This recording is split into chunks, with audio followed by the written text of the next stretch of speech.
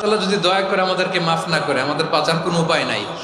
আপনি কি ভেবেছেন আপনার নামাজ দিয়ে আপনি জান্নাতে যাবেন? আপনি তাহাজ্জুদ গুজার, সেজদা দিতে দিতে কপালে দাগ ফেলেছেন, এটা আপনারা জান্নাতে নেবে না? আপনি এলাকার সবচেয়ে বড় হাতেম তাই দানশীল, এই দানের ভরসায় বসে আছেন, কশিন কালো না। আমাদের নামাজ, আমাদের রোজা, আমাদের ইবাদত, এগুলোকে মিজানের পাল্লায় উঠালে কোনো ওজনই হবে না।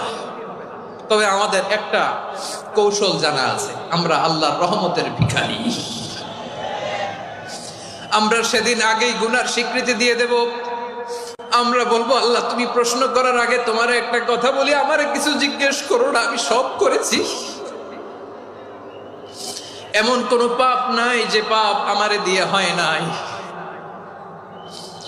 তোমার রহমত দিয়ে তুমি জান্নাতে পাঠাবা, তোমার দয়ায় জান্নাত